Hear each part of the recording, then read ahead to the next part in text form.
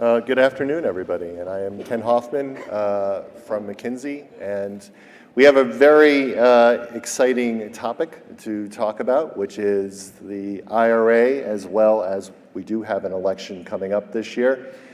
We had quite a spirited pre-debate a few weeks ago talking about what is going on and what are the meanings of this and how maybe you can panel, how you can plan for this either way.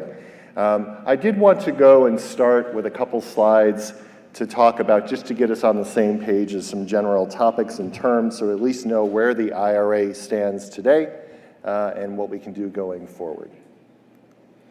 So when we look about, where things are today in the Inflation Reduction Act, and I will tell everyone, myself included, to speak loudly so everyone can hear. There are a number of parts of the IRA that are really important to understand. There is the 45X, which is the manufacturing subsidy for critical minerals. The 30D, which is the $7,500 per vehicle sold, if you're in the right bucket of consumer. The 30C, which is the 30% credit for refueling, and the 45W, which is for commercial vehicles. And all of these have sort of their different meanings and what the impact that they're going to be. And then we also have here, and these slides will be available for you, some of the targets that are out there. In terms of where these sort of fit in terms of the EV value chain, this sort of shows you the buckets of either cost rebates or incentives that are given by the government. And this doesn't include, or does include, some of the large chunks of money that have been delved out to sort of help get the market up. And obviously it's the U.S. understands that they are quite far behind the leaders of the EV battery market globally, and they're really trying to jumpstart this industry to go forward. In terms of, these are sort of those buckets and how they've been handed out around the world, and you can see that the pre-IRA investments versus the post-IRA, the IRA has had a very significant impact on trying to jumpstart the EV industry within the U.S. And then lastly, going through a history of the CAFE standards and what has been done politically, you can see that brings us to 2024, and then you sort of have, where do we go from here, which is exactly what this panel is going to do. So with that, I wanted to have each speaker on stage introduce themselves and give sort of the 2 to 3 minutes as to what you think is most important about the IRA and the election, and what things people, sort of the misunderstandings they may have about the IRA and the election, and what you also think could occur either way in the election, and how it could impact the battery industry in North America. So if we could start. I don't know who wants to start. I guess, Ryan, you're on the farthest end. Why don't you start, and then we'll come towards me. Yes, of course. Thank you for having me here. Ryan Melsert with American Battery Technology Company. So we have 2 business units. We've developed both a technology for the recycling of lithium-ion batteries and a new process for manufacturing battery-grade lithium from Nevada-based claystone resources. So I know the discussion is about the IRA, but I think it's also important to remember the other federal investments that we have. So before the IRA was the bipartisan infrastructure law. We were actually fortunate enough to win 2 grants from that BIL, one for our battery recycling side, one for the primary lithium side. So the infrastructure bill was really about providing capital cost assistance to help bring new critical material facilities to market, whereas the IRA is more about rewarding on the production side as we move forward. So kind of enabling production capacity and then more lowering the operating costs of these facilities. We were actually fortunate enough to have the Secretary of Energy Granholm at our site just a few days ago, really coming to tour the progress we've had in building the demonstration scale facility for this recycling and for the primary lithium manufacturing. So lots of great discussions with her about what the impacts of the IRA are. And I think the key is that although this was authorized a few years ago, a lot of the dollars are really just starting to flow out of the IRA and hit the market. So mentioned through the 45X production credits, through a lot of the 48 level capital credits. those are really just starting to hit. So I think we've been talking about it for quite a while, but now as we see these really start to make projects that were under the cost competitive curve now over it, we're seeing large amounts of expansion throughout the country, quite a bit in the state of Nevada as well. So happy to talk through more specifics as we go forward here. Howard? Howard Klein, founder of RK Equity and also a co-host of the Rockstock channel podcast and video channel. I've been in business 22 years, 15 years kind of doing lithium, very much focused on ex-China supply for ex-China demand. So I've been following the politics for a long time. And yeah, the Biden and the Inflation Reduction Act and the compromise that he had with Manchin was an amazing kickstart to a lot of what's happened in the investment. And I've spent a lot of time kind of worrying kind of last year, like what might happen if Trump wins. And I've become less worried about that. I put out a presentation not that long ago referencing Dua Lipa, just radical optimism and her new album, saying that so much of the Inflation Reduction Act is MAGA. It's made, it's manufacturing, made in America. And it's hard to undo enacted legislation, as one of the previous panelists said. That said, in interpreting guidance, there can be, games, played over time. But fundamentally, I think Trump is warming to Elon Musk and Peter Thiel and David Sachs and Bill Ackman and a few others. I don't think he wants to lose to China on such an important manufacturing of electric vehicles. So we're trying to digest a lot of this. There's a lot of, it is the elephant in the room for the rest of the year and how it might impact kind of lithium and lithium prices. And we're expecting to have many more kind of government guests, and we've had David Deckelbaum's colleague in Washington kind of speak about these topics. But I'm relatively optimistic that whoever wins, will not make major changes. Southern states are getting a lot of these subsidies, and Trump's not going to want to lay off, a lot of people. But we have to do a lot. To Eric Norris, who talked about the supply chain, we're way behind. It's like very unusual. China is way ahead. I don't know if it's 5 years, 10 years. Made in China 2025 was announced 9 years ago. And here we are.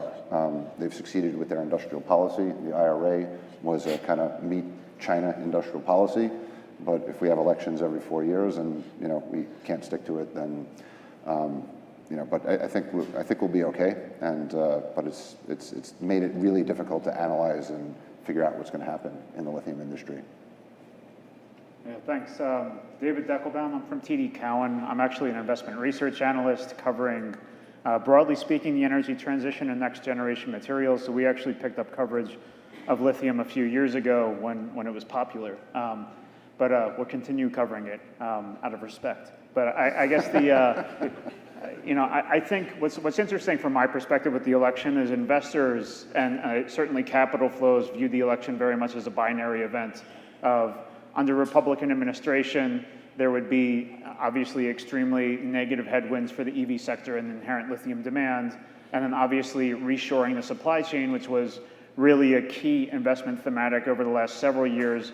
For most investors, they've even looked at some of the mega caps like Albemarle, et cetera. So I think that's more of getting towards that thematic hurdle and getting beyond that. Whereas I think our policy team has put out numerous pieces of research where they see it more nuanced and mixed, and we can get into that later, of where perhaps the Senate and the House will be seated in flip-flop, but you'll still have a mixed Democratic and Republican Congress and House. But then, the president's going to be much more deciding the guidance around the IRA, which I think is obviously most up for grabs around the $7,500 vehicle tax credit. I'm Brian Dillard. I'm with VinFast. I've been working for 15 years in the EV battery industry, probably the 12 of that on grid storage as well. And at VinFast, my roles have included leading strategic investments, leading some of our strategic partnerships on supply chain, as well as things like recycling, R&D, and really our cell and pack roadmap. When I think about the upcoming election, I don't think it's a great idea to try to predict the outcome of the election or predict exactly what will happen with the IRA. I agree with some of the prior comments about possible scenarios, but I do think that regardless of who wins the election and what the House and Senate look like, we have geopolitics play a big role in what's happening in the battery and upstream materials industry. And as an OEM, I think one of the concerns I have is I think that OEMs, regardless of which ones and where they're located, but those in the US market would like to have options for IRA compliant nickel-based chemistries, and they'd like to have options for IRA compliant LFP. And I think they need both. Both are very important. And I think that I feel that I'm a bit pessimistic about the speed at which IRA compliant LFP can be available. I think eventually it'll happen, but I think it's going to take a while. And there are a lot of challenges in getting LFP supply. And the IRA can help mitigate some of that, but I think it's one of the bigger challenges that I see from a OEM being able to have options with chemistry. So that's my view. Okay, Steve LeVine, I'm editor of the Electric.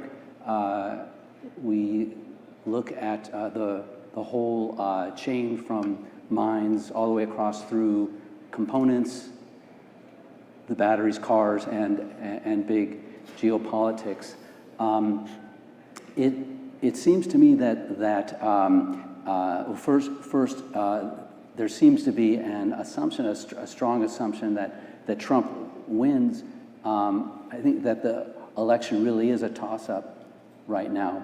But if Trump does win, it seems very, very clear that we have a very dramatic shift in policy. Law does not change. It's very hard to change laws, but how the laws are carried out change. So I don't see the 30D $7,500 tax credit as the main issue, but the $400 billion in the DOE, the Loan Programs Office.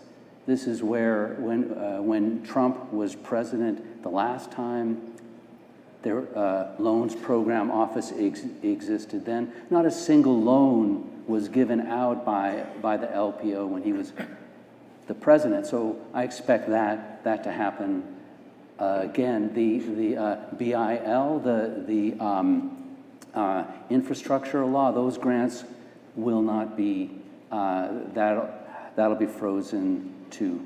And why is this the case? Well, it really doesn't matter what the the pros and cons of EVs are, and friend shoring and local shoring and home shoring. It is a democratic project, right? And anything that has Joe Biden's name on it will have a target on its back. And Trump will just look to freeze those. But if Biden wins, I think obviously we have some, we have most of what we're already seeing going ahead. But something happens with him that Trump needs to deal with, and that's that. What do we do about China? Right. So.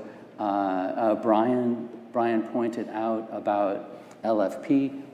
Where do the OEMs get their LFP? China makes all of the LFP. So a big debate in the United States, a big decision for Trump or for Biden to make will be how does the U.S. accommodate Chinese supply?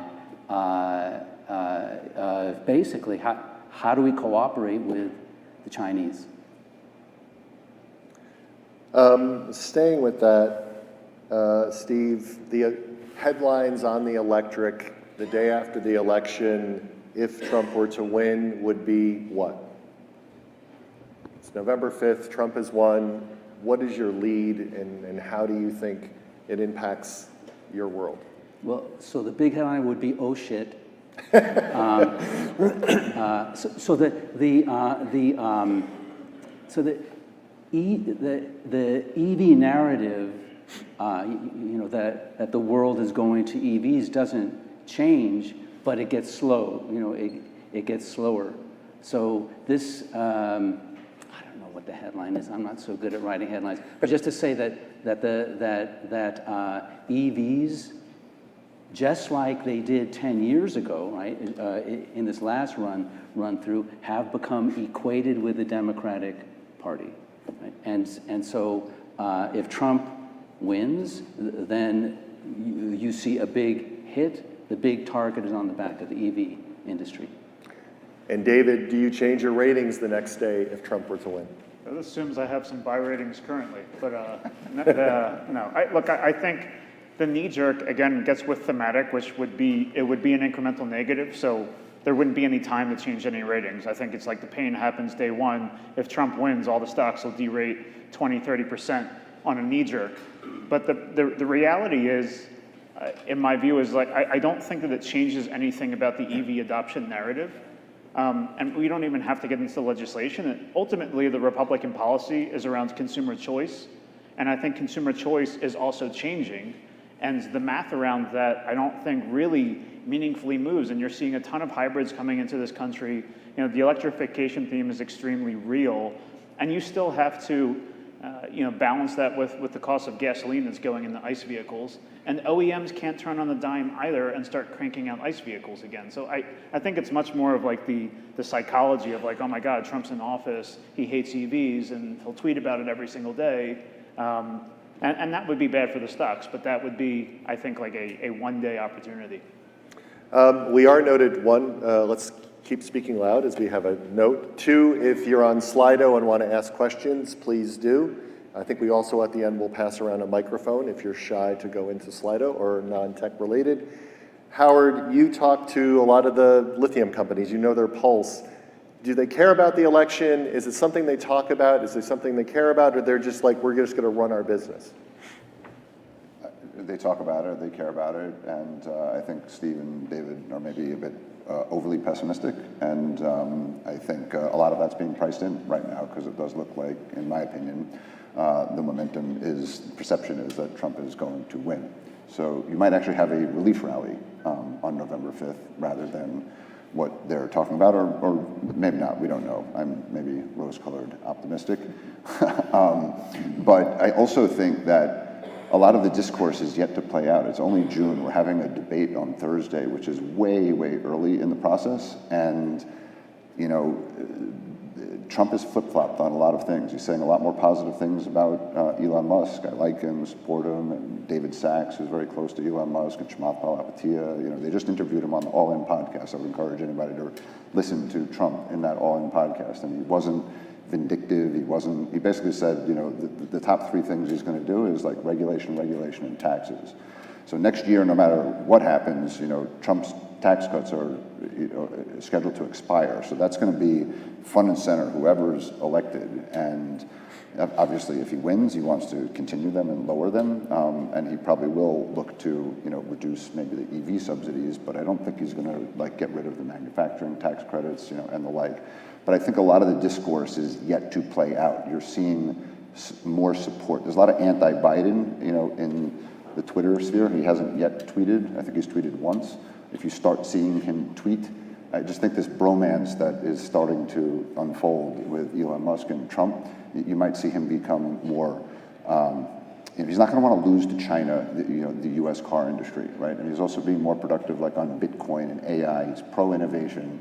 So I'm taking the other side of the overall pessimistic, attitude in the event of a Trump win.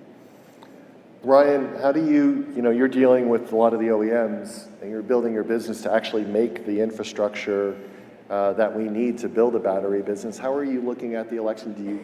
How does it matter? How do your customers care about that? How do you sort of deal with all this, and how do you plan? I think it's a traditional case of the carrot versus the stick. So the Democratic administration has put a lot of carrots in, really trying to incentivize domestic production. I do think a Trump administration may pull a fair amount of those back, but I also think they would use the stick side to put further inhibitions for importing critical materials. And was in DC a few weeks ago, it really does seem very well aligned between both parties that they do want to move forward with permitting reform. And that really is what's holding back a lot of growth of critical material manufacturing within the US. They're even moderately optimistic there will be something proposed before the election to really set the framework of what might happen going forward. But I think a Republican-led administration would be even more enthusiastic about pulling back permitting requirements, reducing timelines to get to market, which can really help domestic producers get into production, get to selling their product domestically, and working with automakers, that is what they want to see as well. I mean, a lot of people can build product in a laboratory. Very few can build an integrated pilot plant or commercial scale system. And once you do, you don't want to wait 5 or 10 years to go through a permitting process. So I think a Republican administration could really help those timelines get to market, and whatever subsidies or credits they pull back could be made up with restrictions on imports of competing material. And Brian, as a OEM, how do you look at if things stay the same, if things change? How will it impact VinFast, and how you think about the market, and how do you view this, the election either way? I agree with the sentiment that regardless of the election, demand is going to increase over time. It moderates at times, as we saw this past year. But overall, the U.S. Population is quite savvy. They don't just chase incentives, I think. The incentives help, but I agree with what Steve said, that 30D is not necessarily, it's not a game changer in and of itself. The $7,500 tax credit. So those things are nice, but I think we'll continue to see demand grow. My biggest concern is some sentiment I've picked up this week. I think 2 sessions before us, some of the lithium giants were saying, they're concerned about investing while the lithium prices are low. And I do see, concerns of investing in the CapEx to build, whether it's cell gigafactories or EV plants. A lot of, slow rolling those plans. And I think that is a bit of a concern. There's a chicken and egg problem. So we want to see the demand there before we invest, but at the same time, if we don't have the supply in place, and that goes from materials, refined lithium, to cathode, to cells, to cars, then that's a challenge. So I'm worried about a little bit about the investment across the board. I'll start with you, Steve. If Biden wins, does anything change? Do you think they have a new round of incentives? Do they do things differently in a Biden second term to invigorate this industry, or do you think it's more of the same? Yeah, I do think it's more of the same. The tire hits the road on 2 fronts. One is the Loan Programs Office. The money needed to build these plants, the financing, that's the key bottleneck. But the other bottleneck is that so far, U.S. automakers, Western automakers, have not made EVs that people want to buy, except for Tesla, of course. That's the key thing. And so, the issue of subsidies, of incentives and all that, if there were EVs that people wanted to buy that were equivalent to the iPhone in 2007, we wouldn't even be talking about any of these things. I 100% agree. People say to me, what is there a slowdown in EV adoption? And my response has always been, no, there's a slowdown in people who want to buy the current product on the market. Go to China. Look at some of the new offerings, 1,000-kilometer range, 5-6 minute recharge, a lot of technology, really cool cars. If those were available in the US, they would sell like crazy. And I think the question is, when do those vehicles make it to the US, either via Asian sources or domestic sources? And I think then all of a sudden you'll see a reinvigoration of this industry, and your sort of next leg up in sort of demand for critical metals like lithium. If the question is a good question on the silo, and I'll let anyone jump in since we're only 10 minutes left. If you could make one or two improvements to the IRA and a recommendation to change how they go after it, what would you do? What would your recommendation to the Biden administration be? I don't know if Ashley is here, but what would you say to them that they need, like something they got wrong that really could change the industry and the way they go after things? And I'll open that up to anybody since there's not much time left. More money for mining. More what? More money for mining. Like, a lot of the definitions in the IRA was no money for mining. It was just for processing. Right? Is it more money for mining, or is it actually helping the miners get a mine built through reducing regulation and everything else? But just the message it sends that we can fund mining, right, would then change the mentality against mining in America, which is still the fact that it was excluded, represents like a Democratic constituency that like you can't dig a hole in the ground. I think the change in interpretations has been a big detriment. After the IRA has been passed, every few months, the Treasury Department or different agencies are making different interpretations about IRA.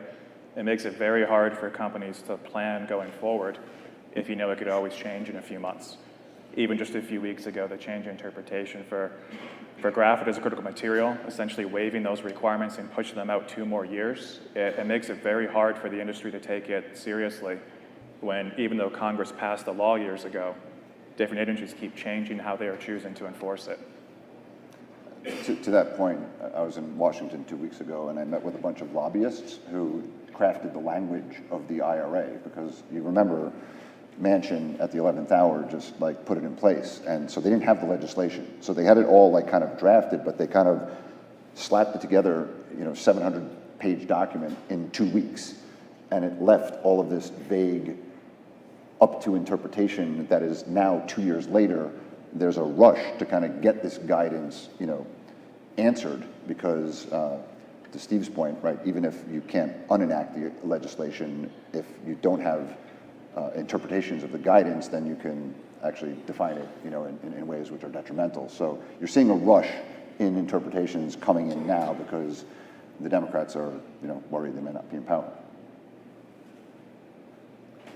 I'd like to say, one thing. So who's the world expert in making batteries and making the chemicals, making the components? It's the Chinese.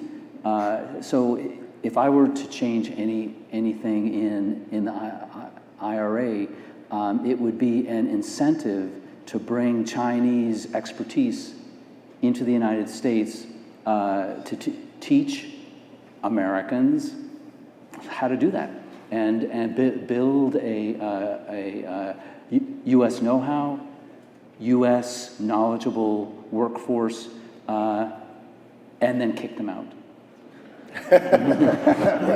So you think the CATL4 licensing model is the good one? Yes. Yeah.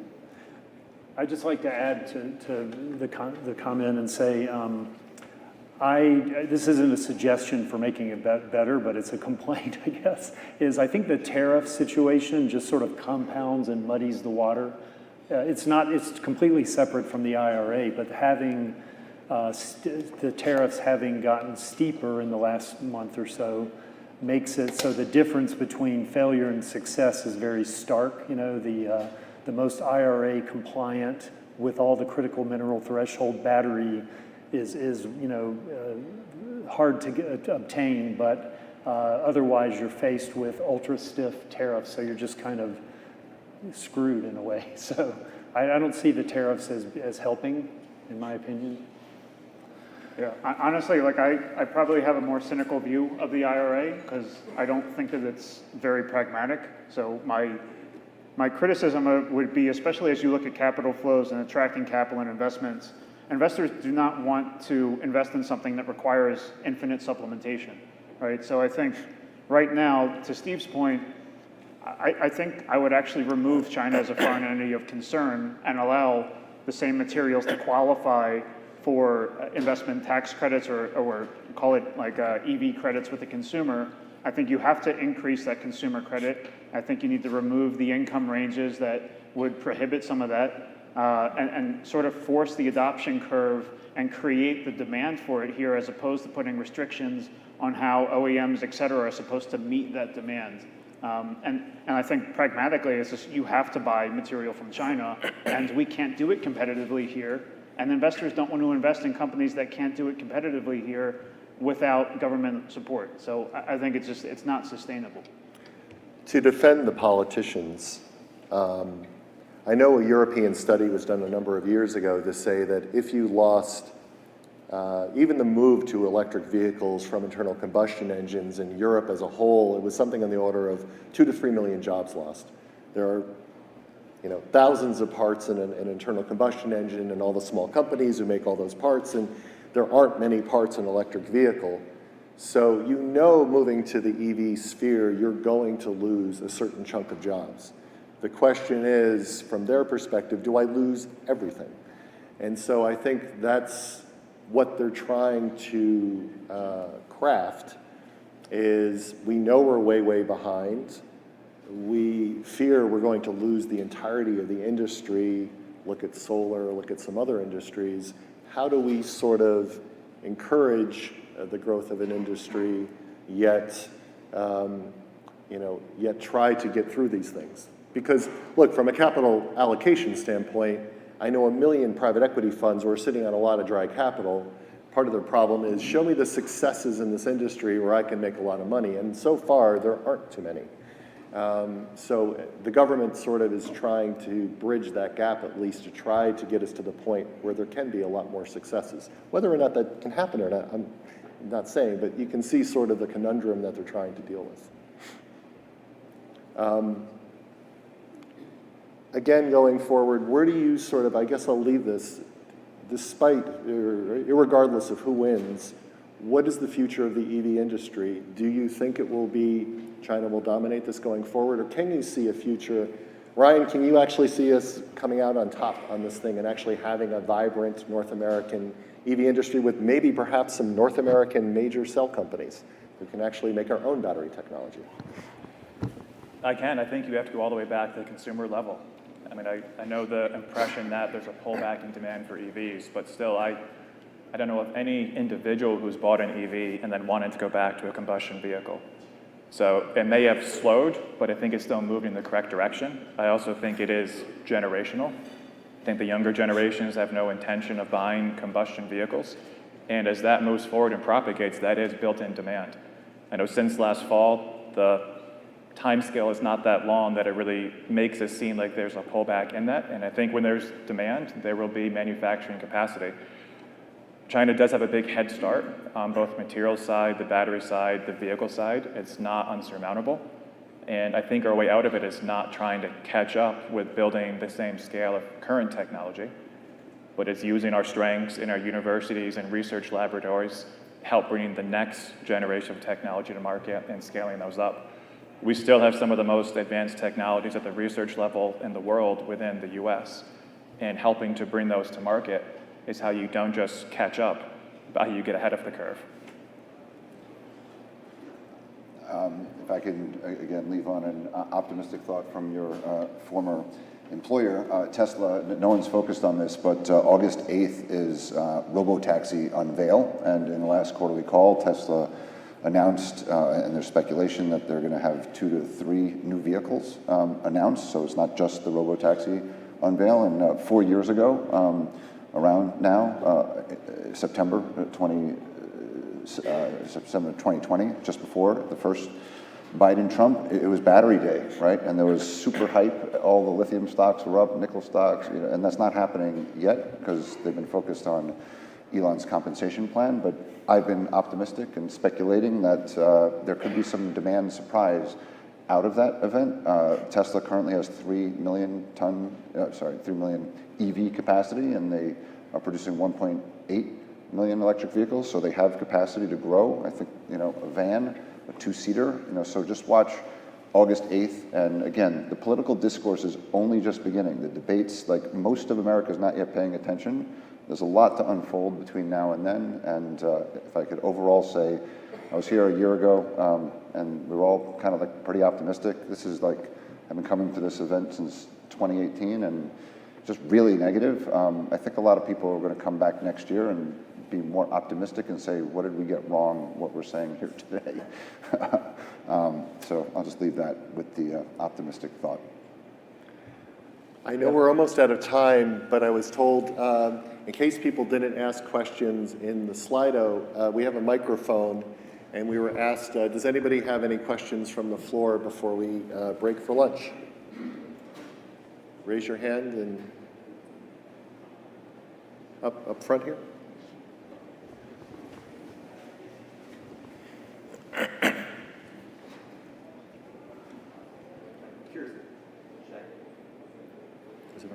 We can hear you. Yeah.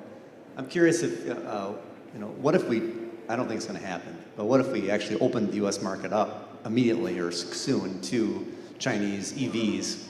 What do you think would happen? Because I think it would ignite the demand tremendously. I agree with that point 100%.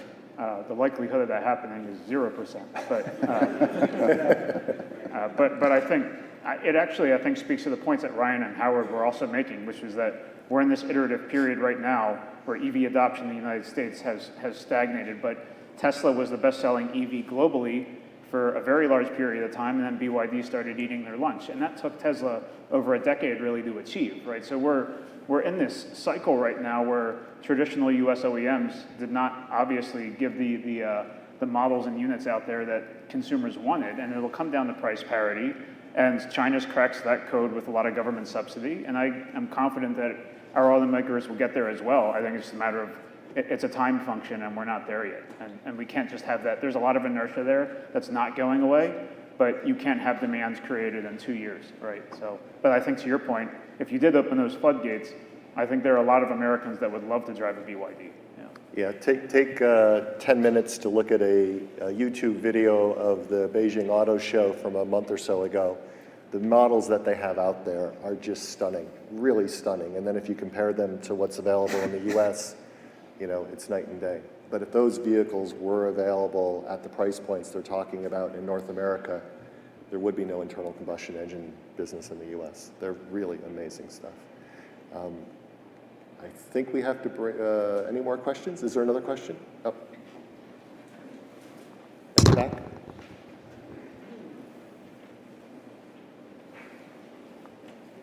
Hi, thank you.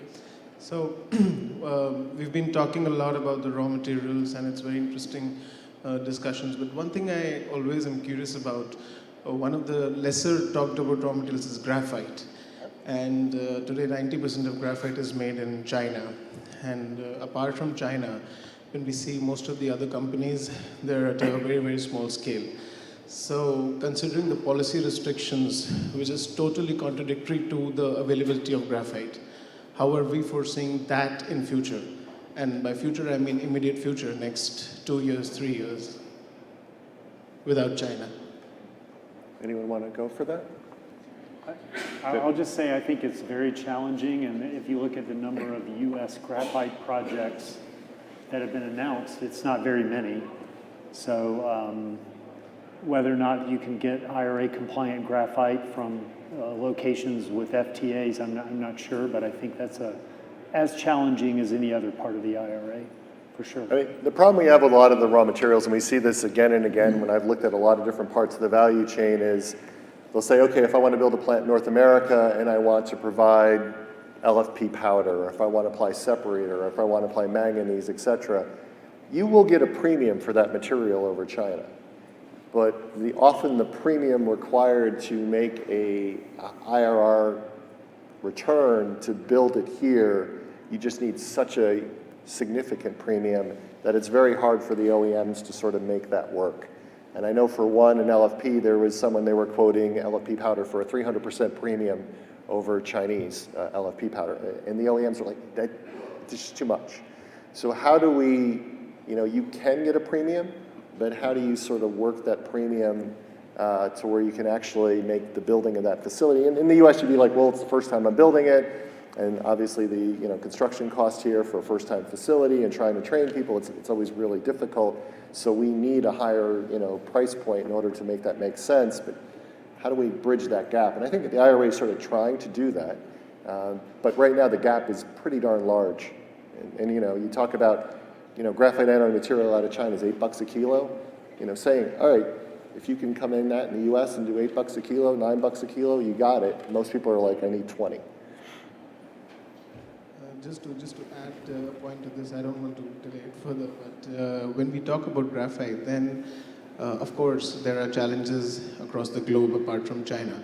But there is also alternatives, because we have been a lot of involved in graphite since last 50 years, and the interesting part is that if something cannot be done in US, not based on technology, but based on the lesser spoken about things like infrastructure, like the real challenges on ground, and what he mentioned, that the pragmatic details about a project, then many countries like India, like non-Chinese, many countries are there which can support. So ideally, we always think that the governments should come together, and instead of IRA looking from one side of the whole picture, they should look at tying up with various governments and how the things can be brought together. So so things like IRA can really be functional.